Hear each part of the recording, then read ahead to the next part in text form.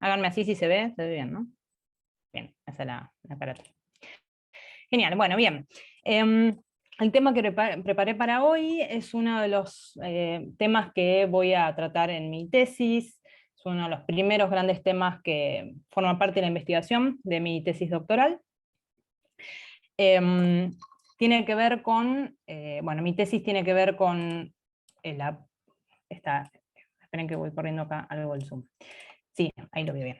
Bueno, mi tema de doctorado tiene que ver en un contexto de sociedad postmigrante de Alemania, a partir del año 2015, yo lo voy a situar del 2015 al 2020, el surgimiento de un partido político de derecha radical en Alemania, que se llama Alternativa para Alemania.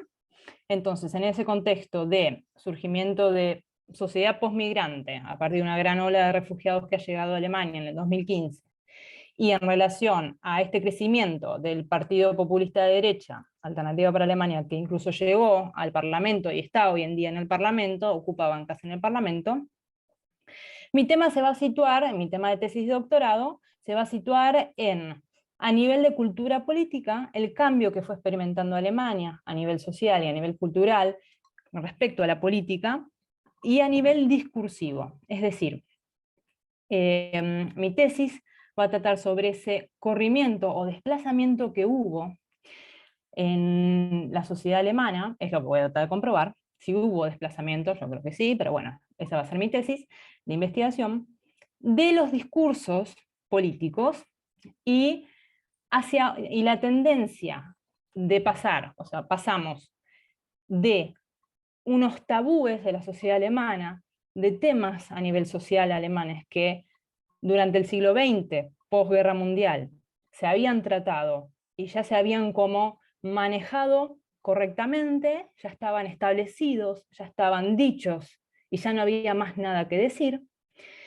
Mi investigación se va a centrar en cierto corrimiento y en cierto desplazamiento de esos tabúes, de esos temas que ya nadie hablaba, hacia una normalización de discurso, significa hacia una ruptura de esos tabúes, en donde en estos años, que yo digo a partir del 2015, del surgimiento de la sociedad postmigrante, empiezan a hablar ciertos temas que ya estaban dados antes como dichos, manejados, cerrados, ¿sí? O sea, esa ruptura de tabúes que se empieza a experimentar en la arena política, en la discursividad y a nivel cultura política a partir del 2015, y la tendencia hacia una normalización de discursos, hacia temas que antes no se hablaban o ya estaban dichos y nadie ya los cuestionaba, y ahora se empiezan a cuestionar y se empiezan a hablar, ¿sí? Bueno, entonces la presentación breve que preparé para hoy la titulé como con una pregunta, porque es algo que yo estoy en plena investigación de esto, pero bueno, se los presento a ustedes para que también podamos pensarlo juntos, ¿no? El fin de la era del correctismo político en Alemania, o sea, es lo que vengo diciendo, se termina entonces un tema de corrección política, de decir, de esto ya no hablamos, de esto ya se sabe que es así, y se empieza a romper ese tabú. Bueno, hay un fin de ese correctismo, hay una ruptura de tabúes. Y para ello entonces, junto con mi maestro, con mi director de tesis, que es, lo aprecio muchísimo, me ayuda muchísimo, que es Alejandro Delfini, él me dijo, bueno, trata de encontrar, obviamente para mi investigación, hitos, sucesos, acontecimientos bien puntuales en esos años de investigación que yo me propuse, 2015-2020, que den lugar, que den cuenta de que algo está pasando, de que hubo ese desplazamiento de esos tabúes, de cosas que antes no se decían pero que ahora se están diciendo. Y dicho y hecho, los encontré. Bueno, para mi tesis de investigación, obviamente como hacer una tesis de doctorado, yo voy a analizar 3 hitos importantes que ya bastante me van a dar de información para poder elaborar mi tesis. Hoy les presento un hito, un acontecimiento. Son acontecimientos breves, pero de gran repercusión a nivel social y político en Alemania, ¿sí? Entonces, este va a ser el análisis que vamos a ver hoy, que les voy a presentar, de una frase de Alexander Gauland, que ya se los voy adelantando. Alexander Gauland era en ese entonces, cuando la dijo esa frase, el 2 de junio de 2018, el presidente, o uno de los presidentes, porque tiene cúpula repartida, del Mira, te paro un partido. segundito. Sí. ¿Vos estás compartiendo un PowerPoint o ya no moviste nada? No, no moví nada, está Ah, ok, el ok, título. por las dudas, Sí, pues ya estoy pasó la hablando, raíz. pero ya o sea, y voy hablando, pero ya voy corriendo. Igual no son tantas, por eso también estoy hablando. Alexander Gauland, que es el presidente, o era en ese momento el presidente, uno de los presidentes del partido Alternativa para Alemania. O sea, este partido que mencioné hace un ratito es el partido de populismo de derecha, ¿sí? O sí, de derecha radical. Bueno, ¿de qué voy a hablar? No tiene tanto contenido, no es muy largo, o sea, es más bien puntual. Bueno, hay una introducción, así yo lo sitúo, que más o menos ya estuve hablando.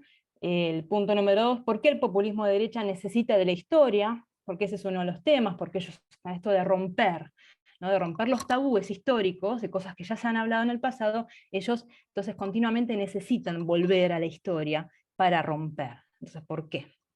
Cómo opera el populismo en su discursividad y narrativa, es decir, y que esto no solamente es en Alemania, se ve en otros países de Europa, nosotros que estudiamos Europa, y bueno, incluso también lo podemos aplicar en algunos contextos con América, de cómo opera el populismo en su discursividad y narrativa, es decir, cuáles son las técnicas que usa, que más o menos se van repitiendo. Si uno presta atención a veces, en los distintos países los vamos a ver los mismos modelos de operar, las mismas formas de operar. Bueno, me meto de lleno, así lo vemos bien, el discurso de Alexander Gauland, incluso obviamente el alemán lo pude traducir al español, así lo entendíamos, que es simplemente un párrafo, pero bueno, es clave. Las repercusiones que logró ese discurso, esa frase que dijo, bueno, saco repercusiones a nivel de internet y saco repercusiones en los diarios. Mando un ejemplo de un diario alemán súper importante. Pero bueno, hubo repercusiones de todo tipo y unas consideraciones finales. Bien, entonces, como venía diciendo ya que fui contando a nivel contexto, el populismo y el extremismo de derecha fue creciendo en Europa en estos últimos años, y especialmente, que fue la gran novedad, en la República Federal de Alemania, ¿no? Incluso llegando hasta el Parlamento. La ruptura de tabúes y las provocaciones generaron atención a través de los medios convencionales y redes sociales. Yo estoy hablando siempre citándome en Alemania porque es el ejemplo que estoy estudiando de cerca. Pero también, si nos interesa Europa, podemos ver que se repite esto de ruptura de tabúes y provocaciones. Pasa que el ejemplo alemán es mucho más llamativo. Hay intentos de romper, hay intentos, o sea, yo lo hablo en presente porque todavía este partido está sí, está en el Parlamento y siguen los líderes hablando y sigue habiendo ruptura de tabúes, pero bueno, lo mío va a ser estudiar una ruptura del pasado, o sea, de 2018, pero sigue habiendo intentos de romper por parte de los populistas de derecha con los consensos anteriores en Alemania. O sea, Alemania tenía bien en claro, incluso hay todo un concepto que es una palabra larga que estoy poniendo ahí en alemán, que son dos palabras juntas, así funciona el alemán, une dos palabras, la Vergangenheitsbewältigung. La palabra Bewältigung es el manejo, el tratamiento del Vergangenheit, que es el pasado. Entonces, ellos si te nombraban esa palabra, significa, nosotros ya elaboramos nuestro pasado, nosotros ya estudiamos nuestro pasado, ya vimos todo lo que pasó, ya entendimos, ya aprendimos de nuestro pasado, y no hay nada más que cuestionar, no hay nada más que aprender. Te dice un alemán durante el siglo XX. Ya está, ya aprendimos de los errores del pasado en el siglo XX. ¿Sí? Entonces, ¿cuál es el intento de estos partidos populistas de derecha, o de este partido populista de derecha en Alemania, de romper con esta Vergangenheitsbewältigung, o sea, de romper con este manejo de pasado, de que no está todo dicho. Nosotros tenemos el derecho de poder decir de nuevo nuevas cosas sobre ese pasado que la sociedad alemana en el siglo XX ya lo daba por cerrado, ¿sí? Y sobre todo, obviamente, por la historia de Alemania, tiene que ver en relación con la cultura de la memoria y del holocausto, ¿sí? Especialmente el holocausto. Pero también trata otros temas, por ejemplo, sobre la Segunda Guerra Mundial, el rol de los soldados, etc. Pero bueno, este no es el tema que nos concierne ahora. Entonces, Alternativa para Alemania. ¿Qué hizo Alternativa para Alemania? Entonces, quiere atraer votantes. Alternativa para Alemania se corre a la derecha del Partido Conservador, que es el partido, por ejemplo, de Merkel, que ahora ya no está más en el gobierno. El Partido Conservador ahora es oposición, que es la CDU. Entonces está más a la derecha de lo que es el partido este conservador.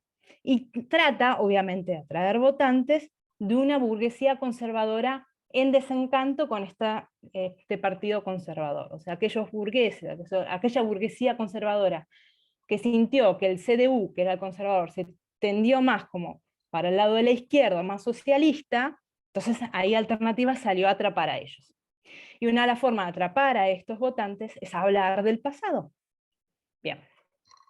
Entonces, este populismo de derecha, Alternativa de Alemania, sería el intermedio entre un extremismo, porque ellos no son neonazis, no se considera un partido neonazi, que existe el partido neonazi, pero no son, y no son el CDU, que es el conservador.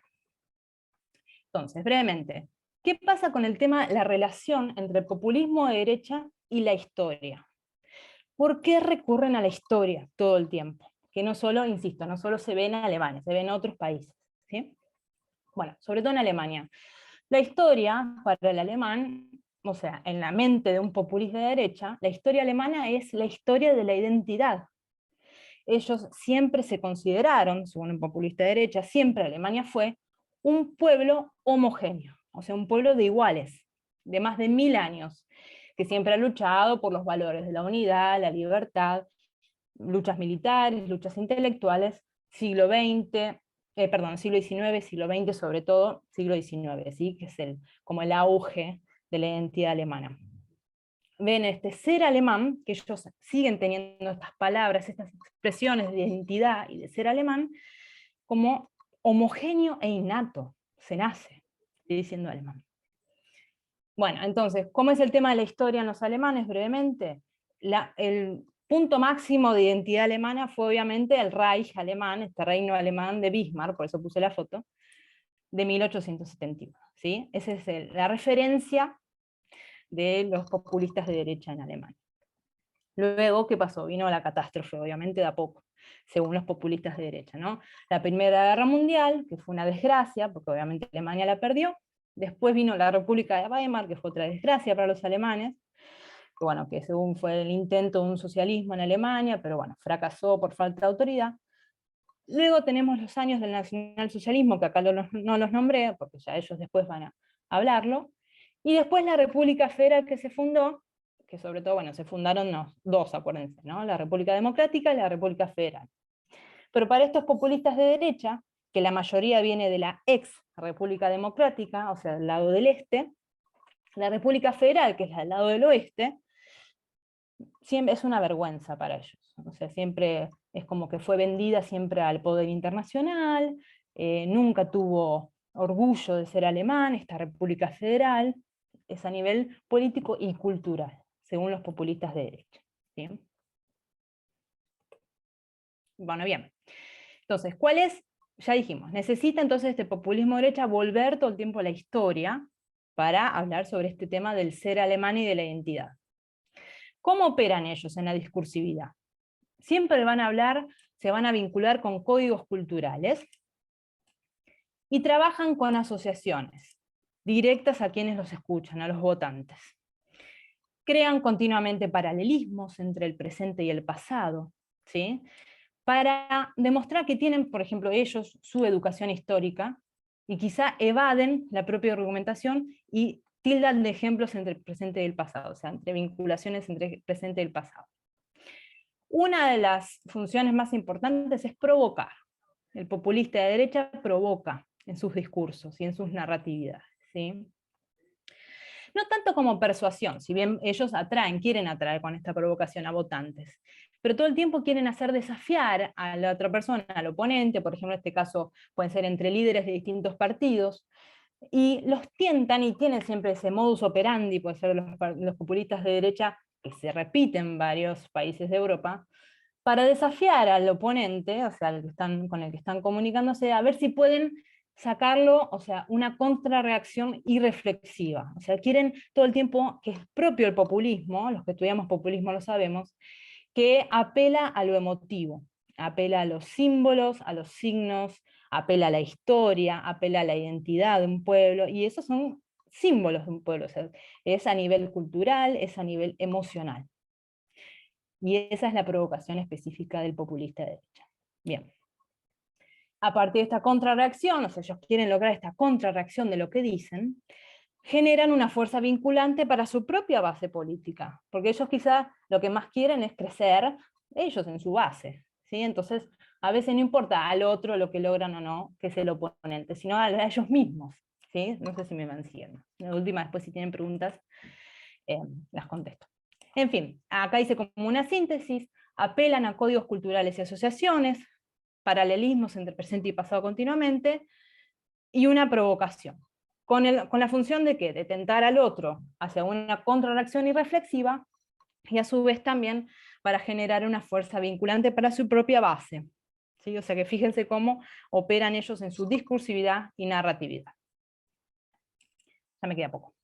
Bien, nos adentramos de lleno entonces en este granito que yo encontré para el análisis de, bueno, de mi investigación de tesis, pero que les presento hoy en día, les quiero compartir. Hubo un discurso entonces, el 2 de junio de 2018, dado por el presidente, uno de los presidentes del partido de Alternativa para Alemania, Alexander Gauland, que es este señor, simpático señor que vemos acá abajo, en el Congreso Federal de la Organización Juvenil del Partido Junge Alternative, que serían como el partido pero en versión juvenil. ¿Sí? Bien. O sea, los jóvenes que se habló, los jóvenes de ellos. Habló de su idea de Alemania, de un retorno al Estado-Nación de antes, o sea, todo el tiempo como rememorando esas nostalgias que tienen siempre los populistas, y siempre justificándose en sus discursos a partir de la política histórica que tiene Alemania, que tuvo Alemania, y todo ¿se acuerdan que yo decía al principio? Este manejo del pasado. Bueno. Y acá esto fue traducción mía, del alemán directamente, ¿sí? ¿Qué dijo Alexander Gauland? Tenemos una historia gloriosa, que duró más de 12 años. Y si solo nos comprometemos con esta historia, tenemos el poder de dar forma al futuro. Sí, reconocemos nuestra responsabilidad por los 12 años.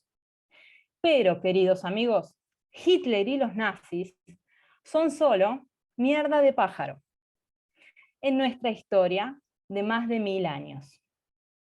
Y las grandes figuras del pasado, desde Carlomagno a Bismarck, son el punto de referencia contra el cual debemos alinear nuestras acciones. ¿Sí? Bueno. Primer principal, obviamente, generó todo un gran revuelo a partir de decir tan bajeza, ¿no? Decir mierda de pájaro, que es algo que no es ni académico, ni es algo correcto, digamos. Pero bueno, fíjense cómo es el modo de expresarse también de los populistas bien a lo bajo, ¿no? Apelar siempre a lo bajo, que eso decía también uno de nuestros autores, Hernán me va a decir cuál era. Y bueno, después haber dicho eso, ¿no? Primero principal, que nuestra historia no es solo estos 12 años del nacionalsocialismo, como diciendo, bueno, sí, estuvo, pero démosla por alto porque nosotros tenemos más de 1000 años de historia. Eso es una mierda de paja, o sea, algo insignificante, algo que, bueno, sí, nos cae estos 12 años, ¿qué vamos a hacer? Pero nosotros tenemos a Carlomagno y a Bismarck. En fin, el discurso fue recibido con gran indignación, tanto política como mediáticamente. Nunca un político, ni en el siglo XX ni en el siglo XXI, había dicho una frase semejante, sobre todo banalizando tanto el pasado nacionalsocialismo. La crítica ante el Vogelschiss, que es la palabra en alemán de la mierda de pájaro, fue tan fuerte que Gauland, este señor, a 2 días después dijo que lamentó haberlo dicho. Pero ya lo dijo. ¿Sí? Es una de las tácticas también del populismo, ¿no? De que hacen como que se arrepienten, pero saben lo que generan. Muy bien, Alexander Gauland, entonces, ¿qué quiso decir con esto? Con esta palabra Vogel, que es pájaro, y Schiss, que es la caca, a una reorientación de la identidad alemana, es decir, nosotros alemanes tenemos esta identidad fuerte a partir de estos 1000 años desde Carlomagno. O sea, la lección aprendida del pasado, sí, esos 12 años no sirven, pero no tanto, nos sirven más los 1000 años de historia que tenemos. ¿Sí? Entonces, los logros positivos de la historia. O sea, nuestra identidad no tiene que estar basada en esos 12 años de nacionalsocialismo, tiene que estar basada en unos 1000 años desde Carlomagno a Bismarck. Bueno, y así reaccionó entonces la prensa. Por ejemplo, Tagesspiegel, que es una revista muy importante alemana, fíjense, esto fue el 2 de junio, a ver si tengo la fecha acá, creo que fue el día después, o sea, el 3 de junio, Hitler, y bueno, y acá en el medio pone entonces la frase en alemán, Hitler die Nazis, in ein Vogelschiss, la mierda de pájaro, en más de 1000 años de la historia de la de la historia exitosa de Alemania. Y que le pone entonces el Tagesspiegel, fotos de todo lo que se vivió en esos 12 años. Obviamente, por ejemplo, tenemos a la derecha arriba a Ana Frank, tenemos muchas fotos de los campos de concentración, tenemos fotos de los líderes nazis, incluso a la izquierda abajo, ahí izquierda no tan abajo, en el medio arriba tenemos fotos de cuando empezaban a cerrar los negocios, por ejemplo, antes de la Kristallnacht, de la noche de los cristales judíos, tenemos fotos de tanques, tenemos fotos, bueno, de soldados derrotados, tenemos fotos de ciudades destrozadas. Esos fueron los 12 años de historia irrelevante para el señor Gauland, ¿sí? Tagesspiegel se lo mostró en esa portada. Y después también encontré encontré una página web en donde se ve una burla, porque se prestan para eso también, ¿no? Los populistas de derecha, a que se los pueda burlar. Y entonces es un Fish and Fly, se llama acá abajo, es un blog, pero es también una revista online, solamente online, en donde ponen, ¿no? Esta es la cara del señor, con el águila alemana, una burla también, o una caricatura del logo a la derecha del partido, Alternativa para Alemania, burlándose también en rojo como si fueran nazis, el símbolo también de un excremento, y fíjense qué fuerte también la imagen, todos los cadáveres del Holocausto, ¿sí? Bien. Perdón, y esto fue el 13 de junio, fíjense, días después, casi, ¿cuánto fue? Sí, 12 días después, 11 días después, tenemos esto. En fin. Para terminar, entonces, consideraciones finales. Todo esto lo estuve yo investigando a partir de un historiador alemán que se llama Moritz Hoffmann, que habló de este señor también, ¿no? Del populismo de derecha. Entonces, los populistas de derecha, dice Moritz Hoffmann, usan diferentes contenidos, diferente lenguaje, también para diferentes audiencias, ¿sí? Porque no es lo mismo Gauland, este señor, cuando se dirige a los diputados en el Parlamento, que cuando se dirige en un discurso hacia la juventud de su partido, ¿sí? Entonces hay que tener en cuenta que son astutos a la hora de hablar y cambian sus discursos según la audiencia. Una declaración genérica sobre sus puntos de vista es un paso poderoso para deconstruir sus objetivos de normalización de discurso. Es decir, ellos lo que quieren intentar, que era mi pregunta al principio, es esa normalización de discurso, de que ahora podemos hablar de ciertos temas que antes eran tabú, y que nosotros tenemos el derecho de poder cuestionarnos todo, así como sí. ¿Sí? Entonces, esos puntos de vista hay que prestar atención para deconstruirlos, para decir, no, bueno, señores, ¿hasta qué punto pueden ustedes normalizar cualquier discurso? Después, hay una comparación continua entre el Estado actual de la República Federal con los sistemas no democráticos del pasado. Entonces, continuamente ellos están comparando, ¿sí? Por eso el uso de la historia.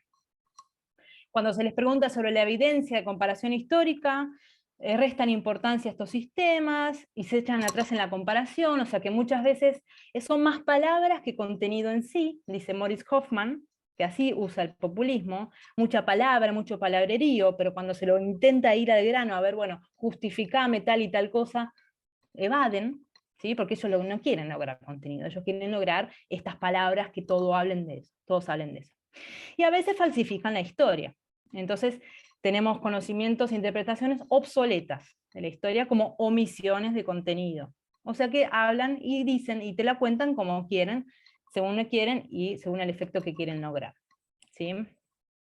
Entonces dice, sus representantes evaden, y dice Moritz Hoffmann, bueno, hay que decirles, bueno, a ver, nombrarles esa evasión, o sea, él está diciendo como desenmascarar a estos populistas, ¿cuáles serían, no? Las formas de desenmascararlos. Que sus referencias históricas no tienen relevancia real, solo pretenden provocar, acuérdense, reacciones irreflexivas por parte de los destinatarios, como yo les decía, logra palabras para que no pensemos mucho, sin contenido, pero para lograr aunque sea repetirlo por un tiempo y que nos llegue, ¿no? Bueno, y estas reacciones tienen que ser bien examinadas, y ellos quieren lograr este escándalo. Si cada información se escandaliza, el efecto desaparece y usted también termina desempeñando el papel de víctima, dice Moritz Hoffmann, ¿no? Como que siempre después se ponen en víctima.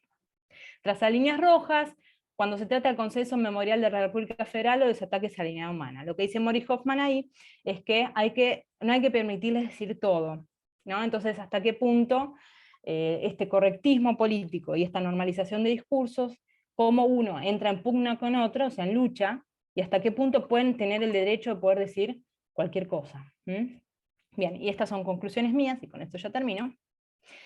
Bueno, con esto dejamos en claro, junto con este historiador alemán, que los populistas de derecha no son objeto de críticas como un objeto pasivo, sino que ellos mismos son los que cruzan las fronteras. Ellos mismos tienen que hacerse cargo de que provocan y rompen tabúes, o sea, que hay una ruptura de tabúes a partir de sus dichos, por ejemplo, esta de Gauland. Y que toda reacción en contra de ellos se debe a que simplemente se desacreditan a sí mismos. O sea que al fin y al cabo, si bien rompe tabúes, pero a la vez también después sabemos de quién vienen.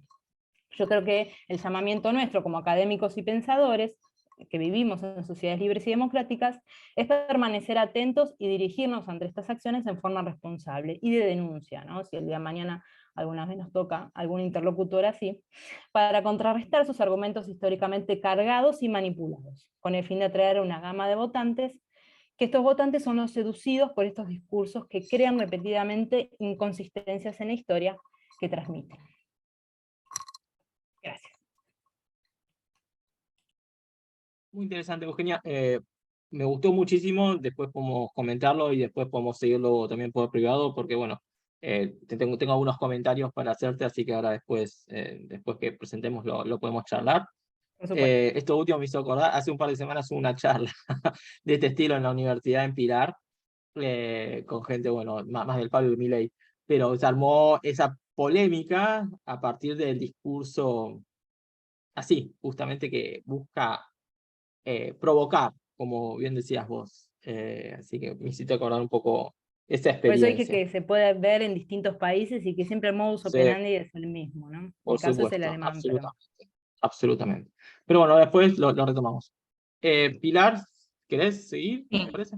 De hecho, va a estar bastante en línea con lo que Eugenia estaba diciendo. Hay cosas que directamente tengo lo mismo, pero es quizás, a ver si puedo compartir. Al abordar el caso de AMLO, lo abordo también más desde una izquierda, por así decirlo. Estoy tratando de... Ahí está. ¿Se ve? Bien. Bueno, yo hace un tiempo que vengo trabajando con México y específicamente, como bien lo dice el título, lo que busco demostrar es que el sistema presidencialista mexicano es un generador de populismos. La hipótesis en mi trabajo de investigación es que los sistemas presidencialistas generan mayores condiciones para el surgimiento de líderes populistas. Pero específicamente en México esto se da en mayor medida porque existe debilidad institucional desde el comienzo de su historia, aproximadamente. Los supuestos de los cuales yo me valgo para realizar esta información son dos. En primer lugar, la derrota electoral del PRI a principios del siglo XXI, es decir, en el 2000, denotó una mayor competitividad y una transparencia electoral, en tanto que se terminaron con los 70 años de predominio del partido hegemónico, pero esto no denotó mayor fortaleza institucional, por así decirlo, lo cual voy a desarrollar posteriormente. Y por el otro lado, el segundo supuesto tiene que ver con que cuestiones como la falta de eficiencia política, la inseguridad, la corrupción, la creciente desigualdad económica, entre otras cosas, llevan a que el sistema presidencialista mexicano se presente como un terreno ideal para el surgimiento de líderes populistas. Ya que voy a adelantar una parte y voy a decir que en realidad contextos sociales con este tipo de condiciones son propensos para que surjan este tipo de liderazgos o de líderes. El caso de estudio, como ya lo adelanté, va a ser el de Andrés Manuel López Obrador. Hay una discusión en torno a él en tanto si es un líder populista o no lo es. Y en segundo lugar, como nuevo, a comparación del año pasado, lo que hice fue agregarle una especie de paralelismo, de comparación con el predominio del PRI en el poder, pero centrándome específicamente en ciertas presidencias, dado que el predominio del partido hegemónico fue muy largo a lo largo del tiempo. Bien, para pasar al caso de estudio de AMLO, lo que primero hice fue establecer una conceptualización de lo que es el populismo, abordando estos autores que aparecen en la pantalla, y por el otro lado también va a aparecer un estudio de lo que es el hiperpresidencialismo. Y lo voy a ir explicando a medida que paso con las diapositivas. Esta combinación de autores, básicamente y de forma resumida, establecen que el populismo es una forma de dominación autoritaria y carismática. Básicamente en este tipo de gobiernos, la democracia está en función del líder populista. Irrumpen en contextos de crisis, como lo venía estableciendo. Por ejemplo, en México es muy usual la crisis de sistemas partidarios, que lo voy a volver a retomar con el caso de AMLO. En cuanto a las políticas económicas, la teoría más tradicional establecería que se identifican con políticas redistributivas y de intervencionismo estatal y participación popular. Pero a esto se lo denomina como populismo clásico, que iría más o menos desde la década del 40 hasta el 70. Después hay otro tipo de autores que establecen que este tipo de populismo sobrevivieron a las crisis de dictaduras y militaristas, y ya en la década del 80 empezaron a surgir con nuevas características, dando lugar a lo que son los neopopulismos. Estos neopopulismos lo que tienen en distinción, por así decirlo, es que no acuden a políticas económicas de intervencionismo estatal o de redistribución, sino que están más bien asociados a políticas del neoliberalismo. Y también tienen otras tácticas para acceder a la población, porque no apelan tanto a lo que es la cultura popular como sí lo hacen los populistas clásicos. Por otro lado, en cuanto a estas políticas, prometen una satisfacción inmediata a las demandas populares, que son sumamente complejas. Y también esto, en parte retomando lo que estaba explicando Eugenia hace un rato, tratan de usar ciertas soluciones cortoplacistas para temas que son muy complejos. Y de esa manera fijan metas ambiciosas que son luego muy difíciles de cumplir. Se valen de un discurso antagónico y polarizante. Esto es clave en el populismo porque es la construcción de un enemigo. Entonces, de esta manera existe una relación vertical entre el líder y las masas, y se utilizan términos como el pueblo, los de abajo, a los cuales se les atribuyen una serie de características y de virtudes que son imaginarias. Y el enemigo justamente son los de arriba, la clase oligarca, que se supone que es corrupta y vendepatria. En este discurso existe una dimensión irracional en cuanto a lo que es la figura del líder, y en el caso de AMLO es muy importante porque después lo voy a volver a retomar. De hecho, Krause, un autor, lo estableció como el Mesías tropical. Y para que todo esto sea creíble, justamente se apela a la cultura del pueblo como fuente de legitimidad. Apela a las emociones, a los símbolos, como también explicaba Eugenia hace un rato. Hace un uso extensivo del discurso y de la imagen, hay una profunda aversión a los partidos políticos o instituciones parlamentarias, ya que ellos se identifican como outsiders, lo cual es justamente una paradoja, porque en realidad tanto AMLO, en el caso de México, como el resto de los políticos que voy a mencionar después, no son outsiders de la escena política. De hecho, AMLO surge del PRI. No están ligados el populismo no está ligado a una ideología particular, y esto en este trabajo de investigación es clave porque en realidad, por un lado, voy a abordar a AMLO, que podría establecerlo como un populismo de izquierda, y el PRI más asociado a un populismo de derecha. Y sobre lo último ya hablé la distinción entre populismo clásico y neopopulismo. Entonces, en cuanto a lo que es México en particular, Loaesa, Cancino y Covarrubias identifican que el sistema político mexicano está arraigado a la presencia populista. Dicen que al menos hasta 1982 la presencia populista siempre estuvo en el poder. Luego perdió fuerzas y recién adentrando en el siglo XX, con lo que fue la elección del presidente Fox, volvió a resurgir con fuerza en la escena mexicana. Como mi trabajo se centra en lo que es la comparación con el PRI, no me metí con Fox, ya que es un líder del Partido Acción Nacional, pero en ese momento ya también se empezaba a hablar de AMLO en cuanto a su estrategia para acceder al poder y sus discursos. Entonces, concretamente, la tolerancia de la sociedad mexicana hacia el uso populista de las instituciones se finca en elementos profundos de la cultura mexicana, como por ejemplo lo es la revolución. De hecho, todos estos todos estos líderes mexicanos reiteran constantemente lo que fue la revolución de 1910, como un punto clave en la historia. Entonces, lo que la autora Loayza reflexiona es que si estamos de acuerdo en que el populismo es una forma de relación política, de hacer política o de entender la política, más bien lo que tienen los sistemas autoritarios son instituciones débiles. Y en el caso de México, esta institución débil es justamente la presidencia de la República. Por el otro lado, abordando la conexión entre lo que es populismo e hiperpresidencialismo, lo que hice fue dar un panorama general, por así decirlo, de lo que es considerado como un Estado hiperpresidencialista. Voy a retomar a Pascual Zerbone, y él mismo lo que dice, retomando a Linz, es que el presidencialismo se funda sobre 3 pilares: la elección directa del presidente, la posesión conjunta de la jefatura de Estado y de gobierno, y por último, la existencia de atribuciones normativas del presidente concurrentes con las del órgano legislativo. Y sobre estos 3 pilares, los mismos están basados en 2 elementos que Zerbone identifica, que son, por un lado, la polarización del electorado y por el otro lado, el personalismo. El personalismo justamente porque el poder ejecutivo es el que concentra la mayoría de los poderes. Hay un desbalance en el resto de los otros. Pero una aclaración muy importante en este punto es que en realidad Zerbone no está queriendo decir que todos los sistemas presidencialistas conducen a una polarización del electorado o a un personalismo.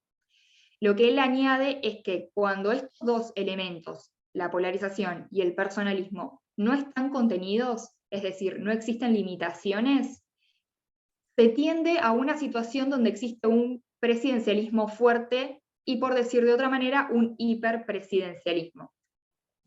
Entonces, citando al autor, dice: cuando la presencia de estos elementos peligrosos de esta forma de gobierno revela un aspecto con características antidemocráticas o más autoritarias, la forma de gobierno tomaría rasgos hiperpresidencialistas. Entonces, llevando el hiperpresidencialismo a la situación mexicana, estos autores identifican que justamente el presidencialismo mexicano posee una serie de metafacultades que derivan en la concentración de poder en el presidente. Entonces, este hiperpresidencialismo consiste en una situación en la cual existe una mayor concentración del poder en manos del mandatario y un desequilibrio de los 3 poderes, como expliqué anteriormente, pero un elemento clave, y por eso lo resalto, es que todos los autores, al hablar de un hiperpresidencialismo, hablan de que cuentan con aplastantes mayorías parlamentarias. Y esos autores lo identifican tanto en el periodo del PRI como en el periodo de AMLO. Lo que dicen es que en realidad el hiperpresidencialismo se asentó justamente con el predominio del partido hegemónico y luego del mismo, es decir, en los años 2000, empezó a decaer. Pero con la aplastante victoria de AMLO, el mismo obtuvo mayoría parlamentaria y el presidencialismo se volvió a atenuar, generando un nuevo hiperpresidencialismo en México. Entonces, teniendo en cuenta esta vinculación entre populismo e hiperpresidencialismo, los autores que están mencionados ahí en la pantalla identifican al presidencialismo de AMLO como un presidencialismo populista, porque entienden justamente que tanto la polarización como el personalismo están exacerbados, sumado a la aplastante mayoría en el Parlamento. Y esto deviene justamente en un liderazgo populista. ¿Pero por qué dicen que AMLO es populista? Para esto van a analizar una serie de dimensiones. Por ejemplo, en cuanto a lo que es el surgimiento del líder, dice que el fenómeno AMLO surgió como respuesta a un descontento popular, difuso y transversal. Había una erosión profunda en lo que es la legitimación del Estado, el rol de los partidos políticos, mucha desigualdad económica y también una exacerbación en cuanto al monopolio de la violencia del Estado. El discurso que AMLO emplea tiene mucho que ver con el resto de los discursos líderes populistas en el mundo, independientemente de si son de izquierda o de derecha. Porque, nuevamente, como explicaba Eugenia y como ya dije posteriormente, aborda temas que son muy complejos, pero no ahondan los mismos en un sentido técnico. Justamente utilizan un vocabulario más ambiguo para no quedar comprometidos. Por eso dicen que utilizan cánones discursivos cada vez más simples. Utilizan palabras que tienden a ser ambiguas, como dije anteriormente, y a menudo acuden a estrategias discursivas que involucran al pueblo, como, por ejemplo, ustedes me conocen. Tratan de generar ese sentimiento. También hay una apelación a una idea de pueblo que en realidad no es, y en el cual el líder se establece como una persona también, como parte de ellos. Por eso es que los entiende y es capaz de liderarlos. Hay un rechazo a la corrupción y a los de arriba, y un constante apelo a la soberanía popular, la cual en un sistema presidencialista populista no conoce más límites que ella misma.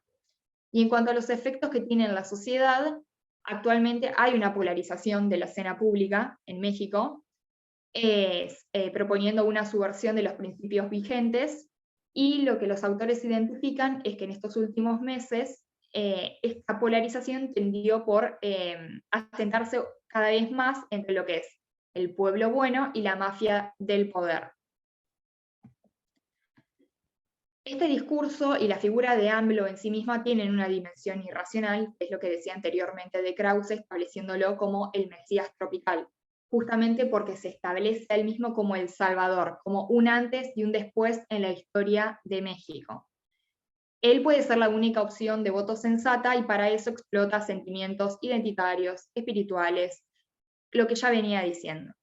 Lo que AMLO está haciendo es, por ejemplo, utilizar como forma de gobierno, como postulado base de gobierno, lo que es la famosa cuarta transformación.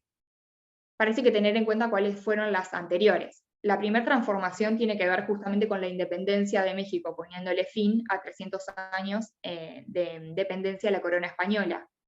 Después, la segunda transformación tiene que ver con lo que fue la Constitución Liberal de 1857. Y en ese punto es muy importante la figura de Benito Juárez. Fue un momento donde se abolió la esclavitud, se acabaron los fueros religiosos y ciertos privilegios de la clase alta. Y AMLO en sus discursos recurre constantemente a lo que es la figura de Benito Juárez. De hecho, la cuarta transformación está sustentada en ciertos proyectos del jurismo, por así decirlo y para resumirlo. Y en cuanto a la tercera revolución, esta tiene que ver con, en 1919, la Revolución de México, terminando con los años de Porfirio Díaz. Entonces, hasta ahora lo que venía diciendo es que Andrés Manuel López Obrador es un líder populista. Esta investigación todavía no está cerrada, pero podría decir que se encuentran claros elementos populistas en su liderazgo, sin hacer una valoración específica de si está gobernando de buena manera o de mala manera. Pero también es comparable con ciertos periodos de gobernación del PRI. La diferencia se establece en que el PRI puede ser considerado un populismo de derecha y AMLO un populismo de izquierda. Por ejemplo, un caso específico es el de Lázaro Cárdenas. Él mismo en realidad era del Partido Nacional Revolucionario, que es un germen del PRI. Después fueron cambiando de nombre. Al igual que AMLO y los presidentes pasados, surge en un contexto de erosión profunda de legitimidad del Estado. Había una brecha económica demasiado grande. Cárdenas implementó una serie de políticas redistributivas que le otorgaron apoyo de las masas. Al igual que AMLO, sus campañas electorales fueron plataformas idóneas para la creación de alianzas, y ambos dependieron de estas alianzas, que en cierto punto también tendieron a ser clientelistas. Tanto Cárdenas como AMLO, por ejemplo, forjaron sus imágenes públicas en base a justamente la proximidad simbólica y emocional con las clases populares, e hicieron hincapié en cuestiones como las luchas sociales. De hecho, ellos mismos se mostraban como gente común, fueron los únicos dos presidentes que se negaron a estar en lo que sería como la Casa Rosada de acá de la Argentina, pero de allá de México, y renunciaron a lo que es la seguridad personal. El discurso era básicamente que no necesitaban seguridad porque la gente los protegía, el pueblo los protege. Ambos líderes también le otorgaban un carácter redentor a su misión política, en tanto un punto clave como antes y después en la historia, y cuentan con un estilo autoritario y comparten la preocupación por la corrupción y los privilegios de unos pocos. También otra de las características es que durante ambas campañas electorales los líderes en cuestión viajaron por todo el territorio mexicano. De hecho, AMLO destinó los primeros 100 días de gobierno también a seguir realizando estos viajes por todo el territorio, y sus estrategias discursivas y de imagen estaban orientadas hacia una cuestión ideológica también. AMLO con las presentaciones matutinas que sigue realizando todas las mañanas, y Cárdenas con la radio y el telégrafo en su momento. Después, en términos generales, Loaesa establece que hasta 1982, como dije anteriormente, el sistema político siempre estuvo gobernado bajo la presencia populista, aun cuando en los años 1940 y 1970 mantuvo un perfil bajo. Después hay otros autores que involucran también la presencia de Echeverría y de Goltari. Echeverría también surge en un contexto de baja democratización, de crisis en el sistema partidario, y también tiene un estilo personalista, un estilo personalista para gobernar, y puso énfasis en las responsabilidades redistributivas del Estado. Pero a diferencia de AMLO, podría decir que la época de Echeverría contaba con un grado institucional más bajo del que existe actualmente en México.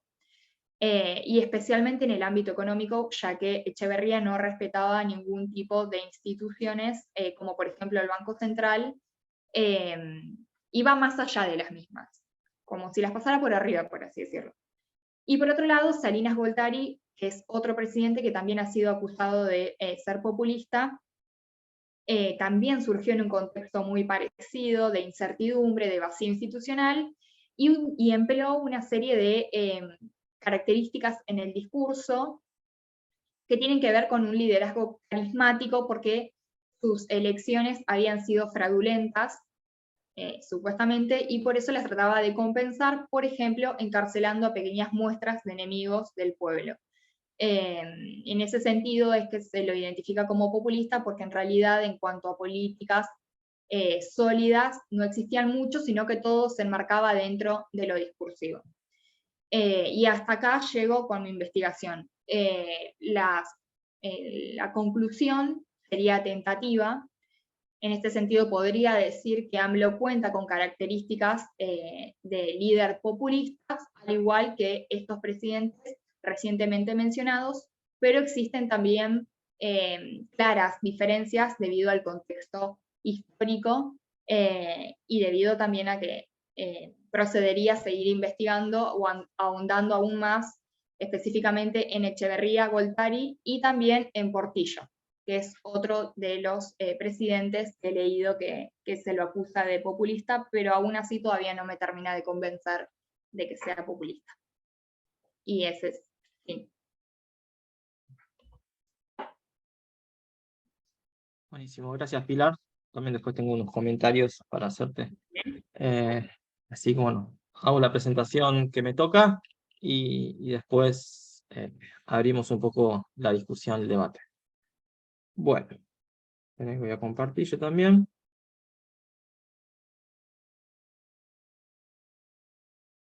Bueno, voy a hacerla pues un poco larga, así que bueno, la voy a tratar de pasar relativamente rápido.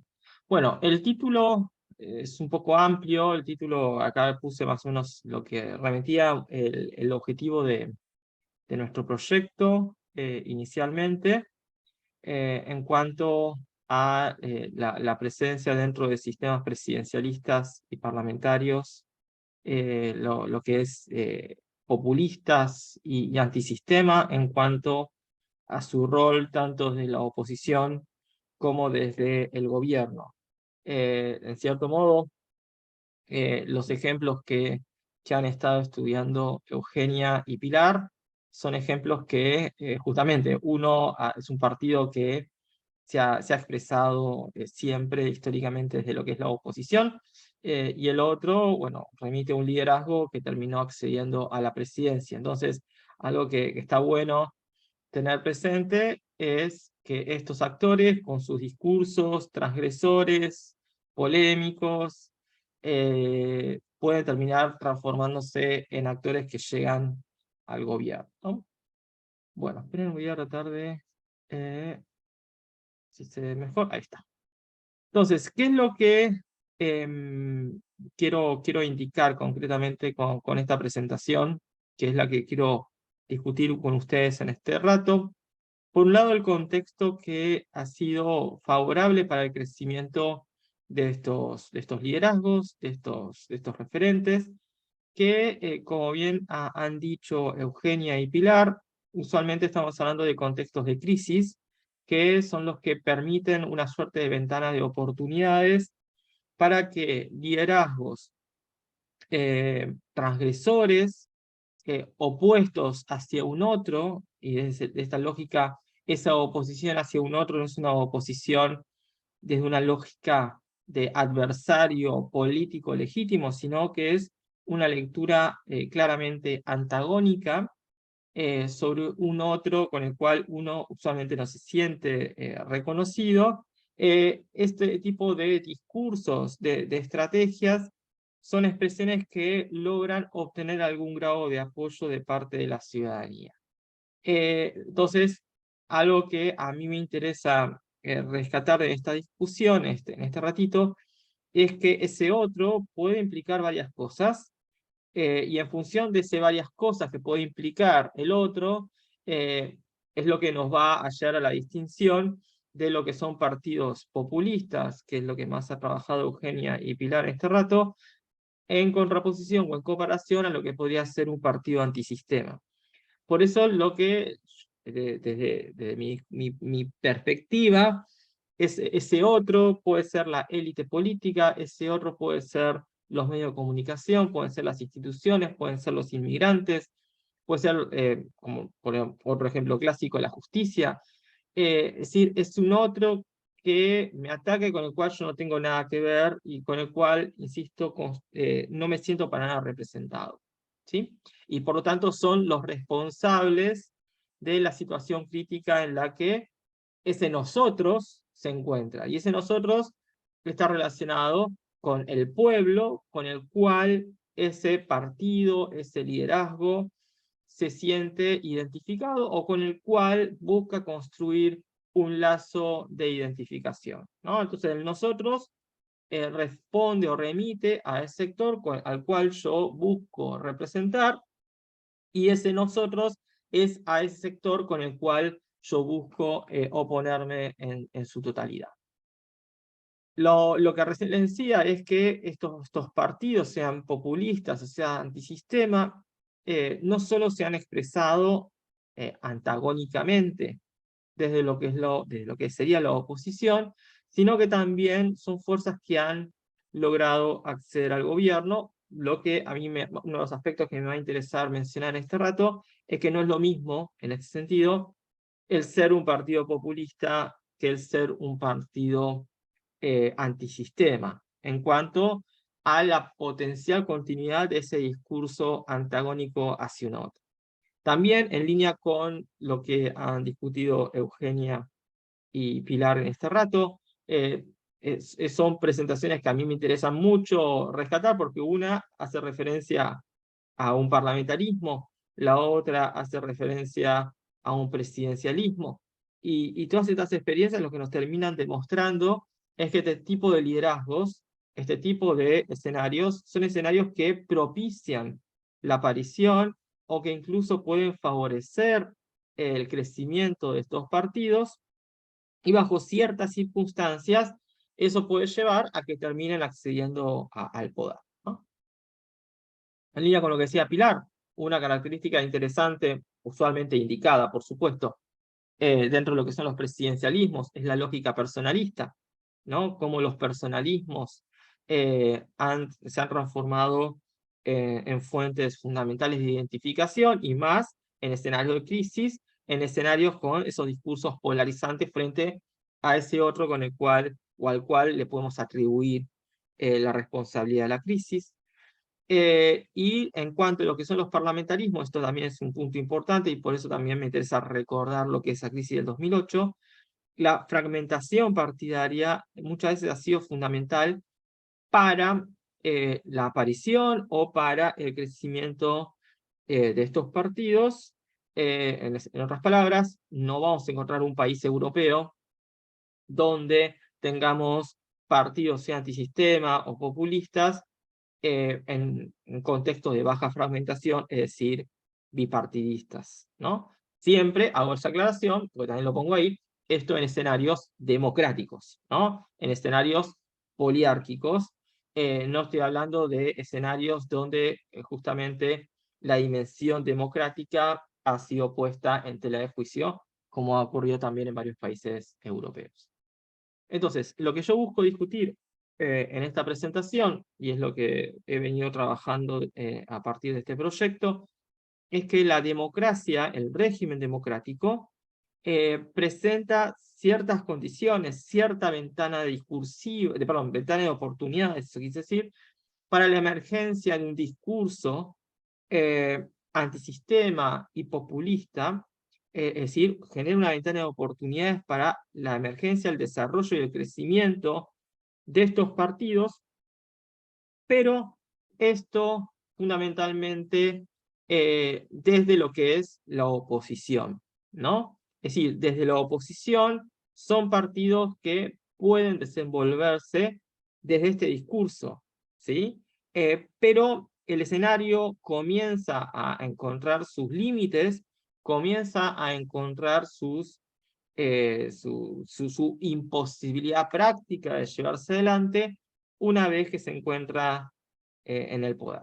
Lo que me va a interesar plantear concretamente en términos teóricos es que si bien tanto partidos antisistema como partidos populistas van a enfrentarse, si podemos decir, o afrontar lo que implicaría estos limitantes propios del régimen democrático, cuando abandonamos la oposición, nos transformamos en fuerzas de gobierno, el impacto de este cambio, en cierto modo, a nivel del rol, lo van a, por decirlo de una forma, lo van a experimentar, lo van a sufrir mucho más los partidos antisistema que los populistas concretamente, justamente por el componente de su discurso político.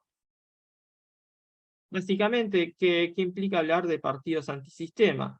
Cuando nosotros pensamos en lo que es un partido antisistema, tenemos que pensar en una organización que se construye, que se presenta, que surge ante la sociedad a partir de una lógica de oposición que se sostiene en la tensión nosotros versus ellos, y algo que sí me interesa remarcar es que ese ellos está estrechamente conectado o cumple un rol fundamental la idea del establishment, ¿no? La idea del establishment político.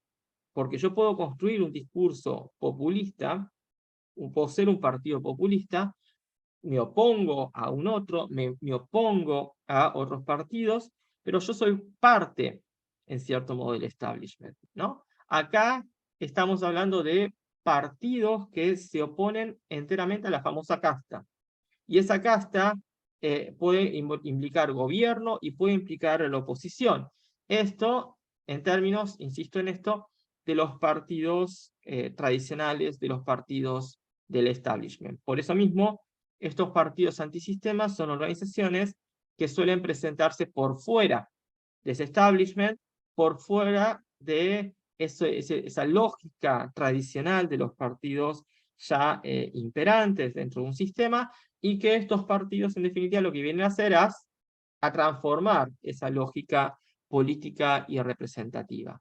Por eso es que Sartori le otorga a estos partidos no tanto un poder coalicional. Eso es algo que usualmente se discute más en estos tiempos, por el hecho de que si hay algo que han demostrado tener los partidos antisistema, más en contexto de alta fragmentación, es en definitiva algún tipo de poder de chantaje. El tema es que implica, en definitiva, después entrar en una coalición para un partido antisistema.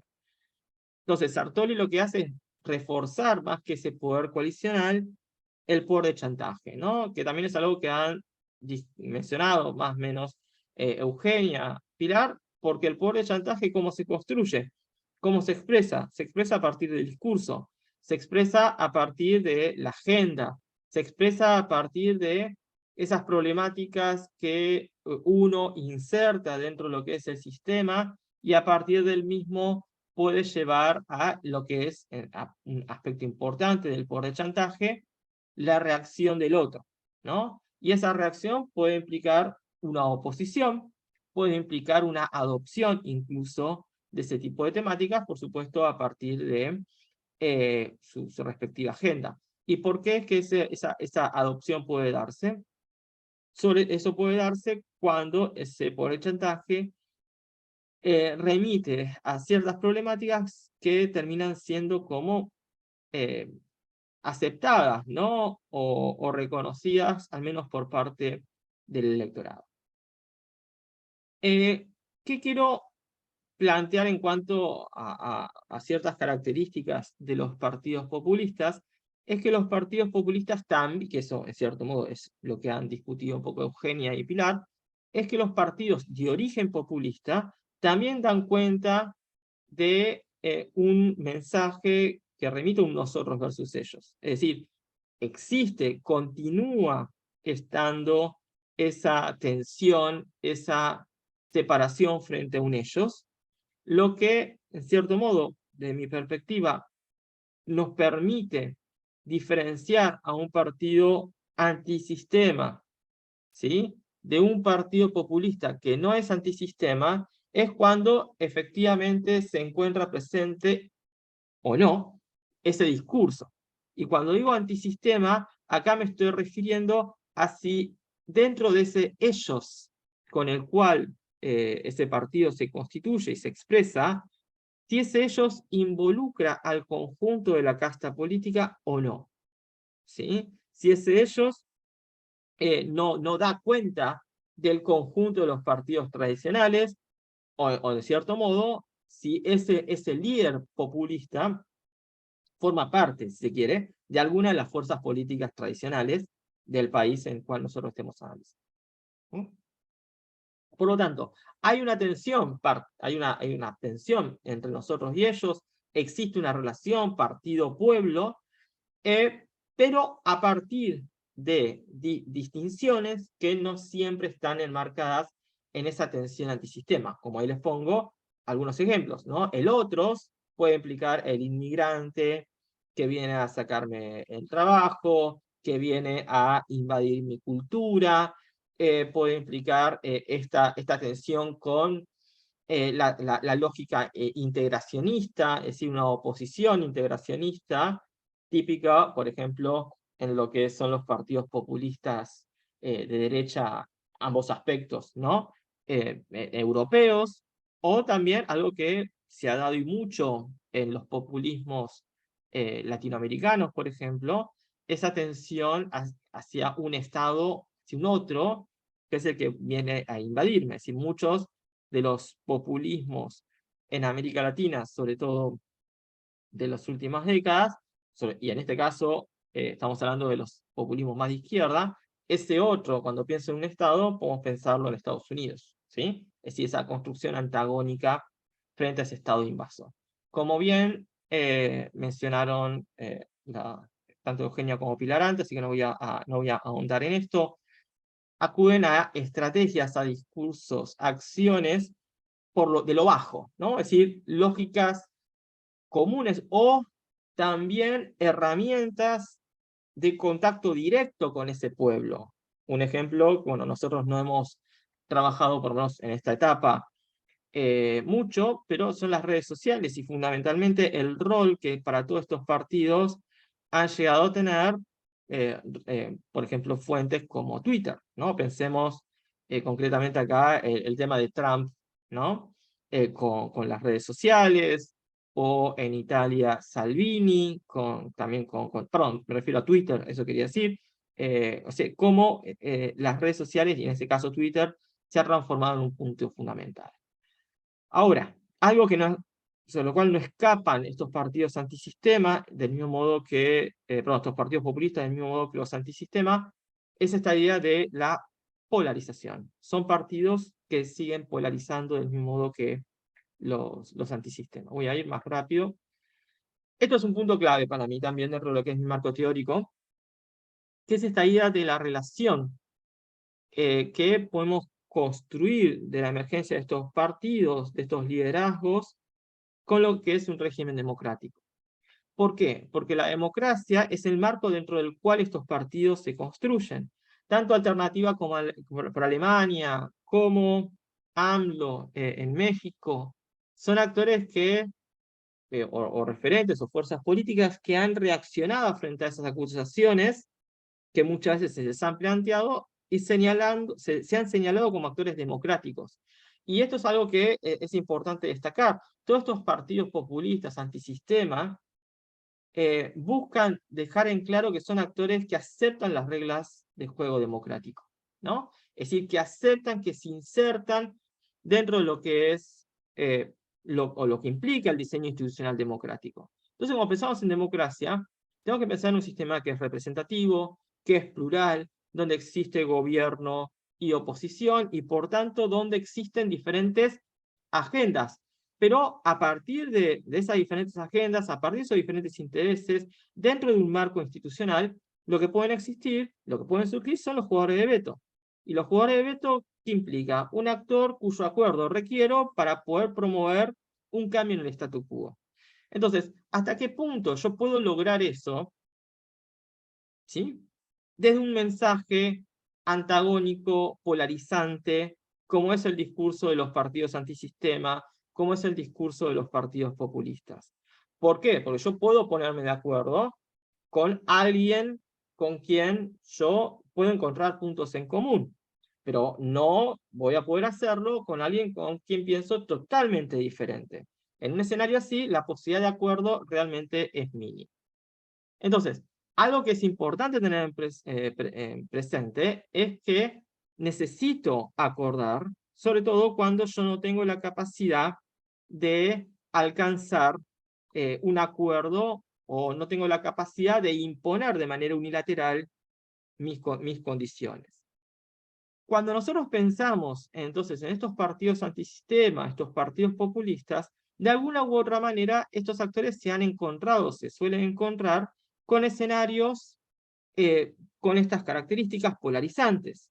Es decir, escenarios donde se enfrentan o tienen que negociar, sea con los partidos antisistema, con los partidos del establishment, los partidos populistas, con otros partidos, incluso del establishment o fuera del mismo, con los cuales tienen que acordar agenda, y por tanto la posibilidad de llevar adelante sus propuestas, pongámoslo estos términos, propuestas transgresoras, ¿no? Que le dieron en su momento sentido y popularidad, terminan encontrando un límite. Un límite en ese actor de veto, que es un actor propio del sistema democrático, ¿sí? Entonces, algo que es importante tener presente es qué ocurre con ese discurso, qué ocurre con esa acción, con ese mensaje, y en definitiva con la posibilidad de que ese discurso se transforme en una política en un contexto democrático. Algo que también está presente en mi discusión, y este es el otro elemento a tener presente, es la razón de ser de un partido, ¿no? Esto va más de lo que es la discusión clásica de Pane Bianco. La razón de ser remite a aquello que le da sentido al partido. Esa razón de ser puede tener diferentes características, no me voy a poner a desarrollar esto por una cuestión de tiempo, pero piensen que esa razón de ser de un partido antisistema, esa razón de ser fundamental de aquel que se entiende como partido antisistema, es su oposición al establishment, es su oposición a la casta, Si quieren, pensémoslo dentro de lo que es nuestra coyuntura local. Si yo pienso a Milei y pienso su oposición antisistema, es una oposición de la cual se nutre esa tensión con la famosa casta, ¿sí? Eso es un punto clave. Atrae el electorado a partir de esa lectura de mostrarse como actor diferente de aquellos que forman parte de las fuerzas políticas tradicionales. Pero el partido populista, esto es lo que me interesa resaltar por lo que viene ahora, da cuenta de un nosotros versus ellos que no solo está relacionado con ese establishment, ¿no? Es un nosotros versus ellos mucho más amplio. Como recién decíamos, puede implicar a la oposición, puede implicar, puede a la oposición misma, pero puede implicar a la inmigración, puede implicar a los otros estados, puede implicar a la Unión Europea, puede implicar a la justicia. Una oposición hacia un otros con quien no necesariamente tengo que sentarme a negociar, ¿sí? Con quien no necesariamente tengo que sentarme a interactuar. Eso es un elemento muy importante, sobre todo como un elemento discursivo que puede llegar a sobrevivir una vez en el poder. De esta manera, lo que yo sostengo es que la democracia implica una ventana de oportunidades para la emergencia de estos partidos, pero también implica un límite. Implica un límite cuando estos partidos acceden o pueden o logran acceder, sea de manera unilateral o sea de manera coalicional, al gobierno, ¿sí? ¿Por qué? Porque en ese contexto continúa existiendo un marco de pluralidad en el cual van a tener que negociar, acordar y hasta ceder, ¿sí? Frente a esos otros actores. Por lo tanto, un partido antisistema que llega a una coalición, ya de por sí ahí tiene que negociar con otros. Seguramente partidos que forman parte del establishment. Pero también tiene que negociar con otros partidos que están en la oposición para poder promover una agenda. Lo mismo ocurre con los partidos populistas. Indefectiblemente necesitan negociar, ceder, por el hecho de que difícilmente puedan llevar adelante en democracia su agenda en concreto. De esta manera lo que surge es una reducción del famoso poder de chantaje que decíamos antes, se reduce el poder transgresor y en función de esto se reducen las características en cuanto a esa condición del nosotros versus ellos polarizante. ¿Qué implicancias tiene esto para los populistas y antisistema? Para mí, concretamente, y para decirlo rápidamente, los partidos que se van a ver más afectados son los partidos antisistema, porque efectivamente acceder al gobierno tiene un costo para estos partidos. ¿Cuál es el costo? Pierden su razón de ser, pierden su poder transgresor. Y concretamente eso lo podemos ver en partidos, no voy a hacer a tiempo para que lo veamos en detalle, pero eso es lo podemos ver en partidos como Podemos en España, lo podemos ver en Italia con el Movimiento 5 Stelle, que en su momento son partidos que surgieron como fuerzas novedosas, que dan cuenta de ese descontento muy fuerte de parte de la ciudadanía frente a la clase política tradicional en contextos de crisis, pero eso que en su momento surgió desapareció en cuanto a la novedad, al interés que estos partidos expresaban, en tanto, una vez que accedieron al gobierno, tuvieron que acordar, tuvieron que ceder y perdieron, en definitiva, ese discurso antisistema. Es diferente en cuanto a lo que son los partidos populistas, porque los partidos populistas van a encontrar límites, pero van a encontrar límites explícitamente en cuanto a la posibilidad de llevar adelante su agenda, pero no necesariamente en cuanto a su discurso polarizante. Un ejemplo concreto, no voy a llegar a tiempo tampoco para desarrollar, es el famoso muro en Estados Unidos de Trump. ¿Sí? Es decir, Trump promovió el famoso muro con México, y ya incluso desde la presidencia siguió a partir con ese discurso crítico en nosotros versus ellos, frente al inmigrante, sea mexicano o incluso de América Latina, para plantearlo en términos generales, pero ¿hasta dónde pudo llevar adelante esa política pública? ¿No? Es decir, la frontera concretamente, en cuanto a las características que pasó a tener, no terminó teniendo aquellas vinculadas al discurso en cuanto a lo que debía ser ese muro. Por ende, encontró los límites en cuanto a sus políticas, pero mantuvo lo que es un discurso polarizante frente a otros que no necesariamente remite a la élite política. Bueno, no voy a llegar a esto, porque quiero que pasemos un poco más a la discusión. Entonces, básicamente algunas conclusiones que me interesa resaltar. Bueno, la democracia es un régimen, como recién decía, permite la construcción de estos discursos antisistema y populistas por el hecho de que estamos hablando de un régimen que promueve la pluralidad, pero esa pluralidad se ve también presente al momento de sostener la gobernabilidad. Entonces, uno puede oponerse, pero uno también tiene que buscar generar consensos, más cuando está en el gobierno. Esto entonces se transforma en un límite para este tipo de partidos. Quienes más lo van a sufrir son los partidos antisistema, que directamente pierden su razón de ser si abandonan su rol de opositor, que es su lugar natural, y se transforman en fuerza de gobierno. Como les mencionaba hace un ratito, me interesa recordar esa discusión que hace poco también se dio en El Salvador en cuanto a la presencia de legisladores vinculados a Milei. En tanto, lo que ahí estuvo presente es claramente todo esto. Como un discurso antisistema, crítico de la casta, al mismo tiempo cuando uno le consulta, bueno, ¿pero qué van a hacer si llegan a la presidencia y se enfrentan a lo que en definitiva va a terminar pasando, porque no hay lógica, no hay forma de evitar eso, a un Congreso en el cual van a ser totalmente minoritarios? Y lo plantean ellos, esa discusión, van a tener que acordar con los partidos que forman parte de esa casa, ¿no? Con esos partidos con los cuales se opone. Entonces, ¿qué chances hay de llevar adelante políticas públicas desde una lógica totalmente polarizante? Muy pocas.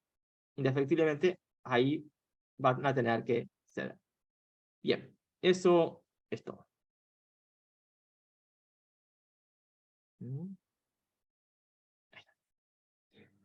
Bueno, tenemos unos minutos para plantear algunos comentarios. Si les parece, tomo el inicio, así después lo mencionan ustedes con lo que quieran agregar.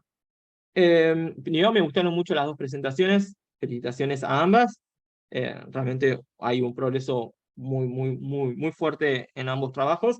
Más, hago la aclaración también para los otros chicos que están conectados. Estamos hablando de dos investigaciones relacionadas a tesis, ¿no? Una mucho más relacionada a la temática, otro que la viene tocando de costado a esa tesis, pero son dos trabajos vinculados a esas investigaciones. Así que muy bien en ambos. ¿Qué quería plantear? Eso por vos, Eugenia. Algo que estaría bueno, dado que, bueno, lo charlamos cuando hiciste la presentación en el panel, ¿no? De doctorado, ¿no? Que vos decías que si vos algo que vas a estar planteando es no tanto desde la ciencia política, si bien claramente tu tesis viene por ahí, por aspectos que están relacionados a eso, pero que te interesa rescatar la cuestión relacionada a lo sociológico, ¿no? Entonces, es lo que dijiste, ¿sabes? ¿No? En cuanto a lo sociológico, me parece que estaría bueno, y yo me planteaba eso mientras te escuchaba, la cuestión de la memoria, ¿no? De la construcción del discurso de la memoria, ¿no? Porque eso es una construcción totalmente subjetiva y que también, como tal, permanece o se modifica, ¿no? Entonces, este tipo de discursos, como el que vos mencionabas, da cuenta, en cierto modo, de una transgresión frente a esa memoria, ¿no? Entonces, algo estaría bueno, no te pregunto por si estás viendo algo de eso, si no, estaría bueno que lo incorpores o lo tengas en consideración. Bueno, ¿qué transformaciones, o si se dan, o si se identifican en la sociedad alemana, transformaciones en cuanto a lo que implica esa memoria? Tal vez no estoy hablando de un pasado relativamente muy lejano, ¿no? Si no estamos ahora 2022, por ejemplo, 30 años atrás, con la caída del muro, ¿no? O cercano, porque indefectiblemente, como muy bien da cuenta del ejemplo que vos recién citabas, ahí se está mostrando una reacción que está como tocando, o sea, dando cuenta como algo totalmente, bueno, pasajero, secundario, no tuvo la implicancia que usualmente le atribuye, ¿no? A lo que es el nazismo. Entonces, eso me parece un tema no menor. Así que me parece a discutir, ¿no? Porque, bueno, si estamos hablando de un partido que logra tener cierta repercusión, no estamos hablando de un partido enteramente marginal. Eso, en un país como Alemania, no es menor. Y en términos de lo tuyo, Pilar, está bueno, yo creo que hacer dos cosas que vos, una la mencionaste, la otra más o menos te la planteo yo. Resaltar lo que es la comparación, porque vos mencionás, muy bien mencionás, México tiene eso de que puedo tener diferentes personalismos, ¿no? Diferentes populismos, pero no es lo mismo ese populismo de la década del 90 con el populismo tal vez de AMLO, ¿no? Entonces, dar cuenta de esa comparación o reforzar esa comparación puede estar bueno, y también puede estar bueno eso otro que vos mencionás, o discutir frente a esa literatura que sostiene que algunos presidentes son populistas, pero de acuerdo a tu concepción, eso no estaría del todo claro. Eso es una comparación, está buena. Y la otra que yo me preguntaba es, ok, hoy AMLO está en el poder, pero ¿qué tipo de reacciones despierta su discurso en los partidos más tradicionales o con mayor historia? ¿No? Es decir, ¿genera acuerdo o también promueve con esos partidos, por ejemplo el PRI, un marco de polarización? Obviamente que uno puede esperar que eso suceda, ¿no? Pero ¿desde dónde es que el PRI critica a AMLO, ¿no? ¿Desde el discurso populista o desde otro tipo de acción? A eso es lo que me parece que estaría bueno indagar. Bueno, esos son mis comentarios. No sé si ustedes quieren hacer comentarios ahora. Sí, contesto a Hernán, y también tengo pregunta para Pilar y pregunta para... Entonces contesto y después hago las preguntas y última cada uno después lo habla. Bueno, el tema de la memoria, yo que vengo de los estudios de filosofía, de licenciatura, ya es un tema que lo vemos en filosofía, o sea, el tema de la memoria puede ser tocado en distintas disciplinas. Me acuerdo que hay un libro de Paul Ricoeur, que fue un filósofo francés del siglo XX, casi XXI, muy importante, se llama La memoria, la historia y el olvido. Desde ese momento, cuando veía a Ricoeur, ya me llamaba la atención el tema de la memoria. Y cuando hice mi maestría en estudios alemanes y europeos, tuve un profesor de sociología que habló sobre el tema de la memoria colectiva en la sociedad alemana de la posguerra, ¿no? Y cómo fue dándose este aprendizaje sobre el pasado a lo largo de las décadas, pues no es lo mismo los que estuvieron presentes durante la Segunda Guerra Mundial, los hijos de aquellos que estuvieron presentes, o sea, en la década del 60 se empezó a cuestionar todo el tema del pasado, los hijos empezaron a preguntarle a los padres qué pasó, qué hicieron ustedes, o cuál fue el rol ante ustedes ante lo que estuvo pasando. Y fue justo la década del 60 cuando empezaron los primeros juicios. Y el juicio más famoso, si nos acordamos, es el juicio de Eichmann, ¿no? Que en Jerusalén, que sobre eso escribió Hannah Arendt su libro. Entonces, el tema de la memoria es buenísimo. También lo charlé con Pelfini. A mí me fascinaría poder hablar de la memoria, pero con respecto al pasado y la memoria, y sí, obviamente va conectado. Y yo creo que uno de los objetivos que tienen estos partidos populistas de derecha es adjudicarse ellos una reescritura de ese pasado y de la memoria, reescribirlo. Nosotros tenemos la capacidad y la autoridad de poder decir de nuevo lo que pasó, y rompemos con esa correcta visión del pasado que nos han inculcado durante estas décadas, ¿no? A partir de este manejo del pasado. Entonces, está buenísimo, porque ellos quieren hacer eso, quieren reescribir el pasado y reconfigurar la memoria del alemán. Y sobre todo haciendo esto alusión a que esos 12 años no fue nada. Entonces eso es una manera de reescribir la memoria, ¿no? Bien, pero por suerte, bueno, si bien son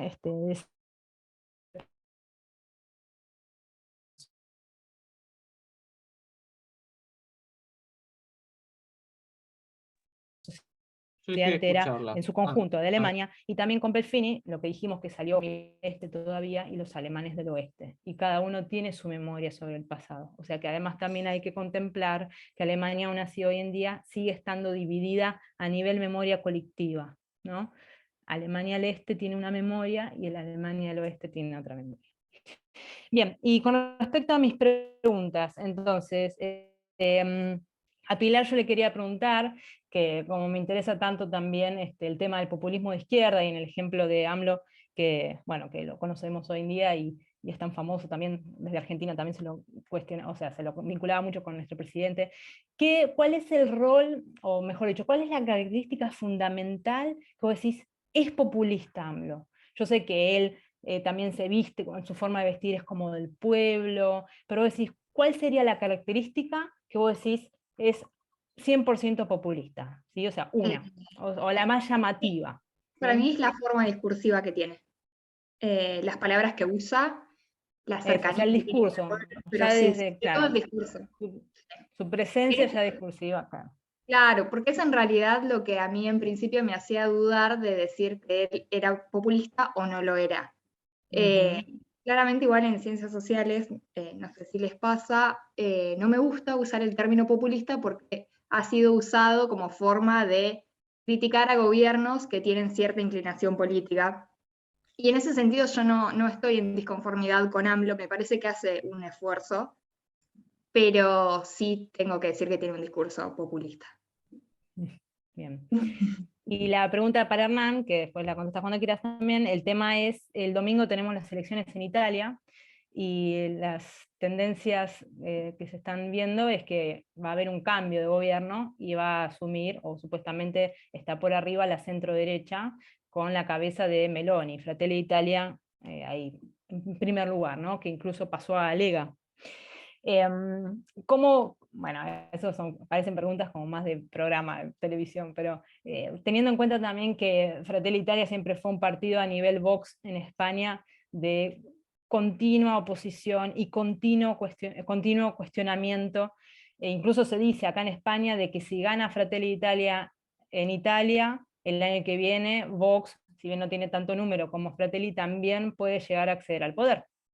Entonces, ¿qué pasaría ahí teniendo en cuenta que Fratelli Italia siempre fue, no sé si antisistema, porque era más quizá Cinque Stelle y Lega, pero sí de populismo de derecha, ¿no? Entonces, seguiría siendo fiel a los principios de populismo de derecha, o entraría a pactar en el Parlamento o habría un cambio radical?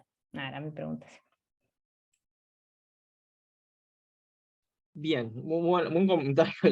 Primero, un comentario respecto a lo que decía Pilar. Claro, sí, yo coincido también con ella. El tema es que usualmente el término populista, ¿no? Nosotros estamos viendo acá, en tanto profesionales de las ciencias sociales, ¿no? Sea de la ciencia política, las relaciones internacionales, es un concepto utilizado históricamente como un concepto peyorativo, ¿no? Ahí está el tema. Entonces, el criticar al otro implica ese uso de un término que da cuenta de nuestra perspectiva teórica, un discurso, una forma de relacionarse, de llevar adelante una política, pero muchas veces estamos en sociedades profundamente antagónicas.